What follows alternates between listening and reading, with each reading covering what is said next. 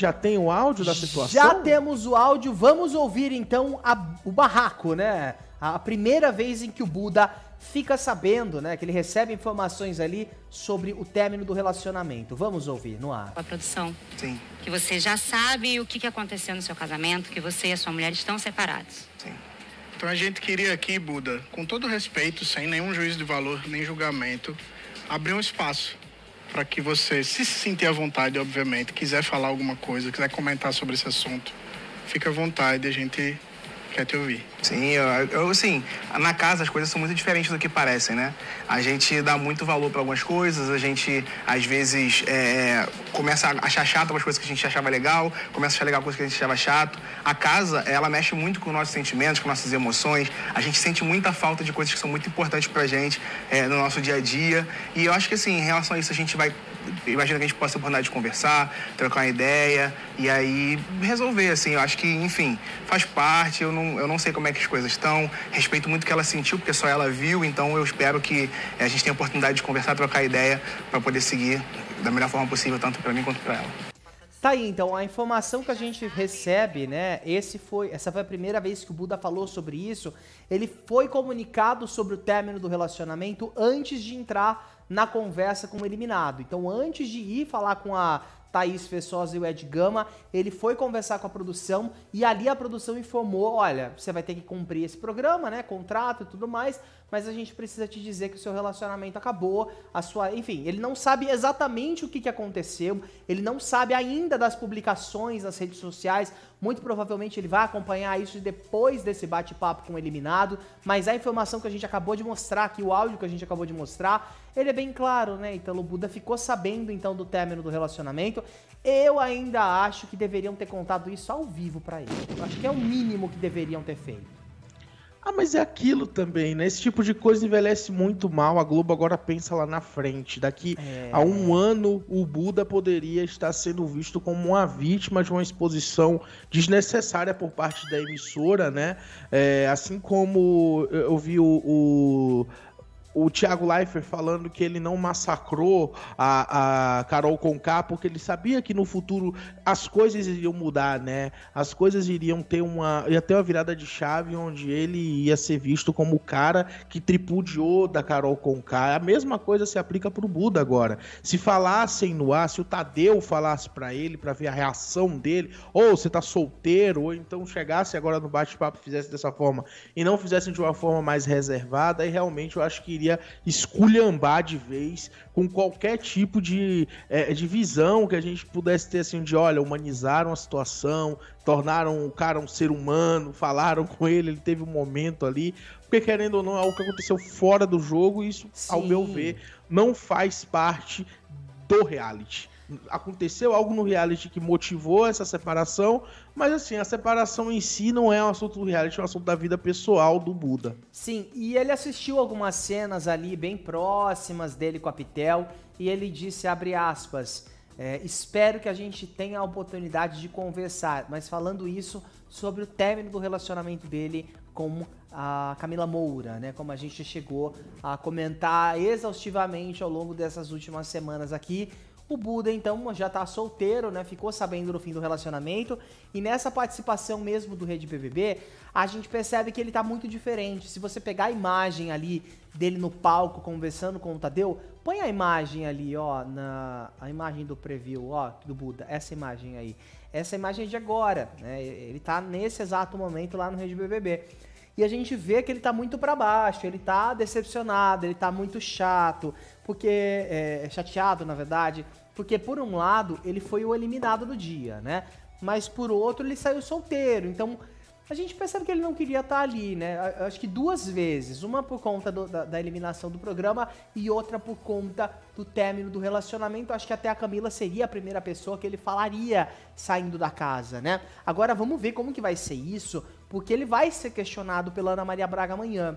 Eu quero só ver o que vai acontecer durante essa madrugada, que a gente sabe que dificilmente eles vão dormir de verdade, né? Muito provavelmente vão parar para tentar entender um pouco melhor o que está acontecendo e mais ainda tentar entender como que esse término aconteceu. E é aí que vai complicar a situação mais ainda.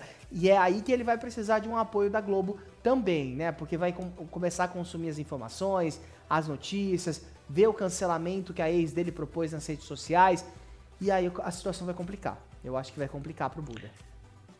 Inclusive, Daniel, o pessoal tá comentando aqui que o Buda, os pais do Buda não são vivos, né? Que ele só teria a irmã dele ali do lado dele nesse momento aí de separação, né? Momento conturbado da vida pessoal dele pós-BBB. Já seria conturbado sem a separação, imagina com, né? O Buda fala que acredita que a Bia vai ser eliminada por conta dessa treta com o Davi, né? Foi até o que eu comentei. Imagina se a Bia não tivesse brigado com o Davi. Qual que seria essa porcentagem agora? A Bia brigado com o Davi, na verdade, o contrário, né? Se o Davi não tivesse brigado com a Bia ali naquele sincerão, porque o que eu senti, Daniel, a decisão do Davi de comprar essa briga com a Bia foi motivada pelo posicionamento do Tadeu Schmidt. Porque em dado momento eu percebi que o Tadeu foi muito incisivo com a Isabelle, quando a Isabelle usou ali chamou o Matheus de VTZero. E aí o Tadeu não gostou, porque a forma como ela utilizou, né, para falar, a Isabelle utilizou para falar que o Matheus era VTZero, foi muito amena. E o Tadeu começou a ser mais incisivo, e na hora do Davi, ele colocou tudo para fora. Tudo que ele tinha para falar sobre a Bia, ele colocou para fora. Então, assim, ao meu ver, foi um jogo, ele jogou. E aquilo foi uma oportunidade que ele teve de colocar para fora algo que ele tinha contra alguém ali dentro do jogo. Nem todo mundo vai conseguir funcionar dessa forma, numa hora dessas, onde tem toda aquela pressão, onde tem toda aquela... a pessoa próxima de mim no jogo.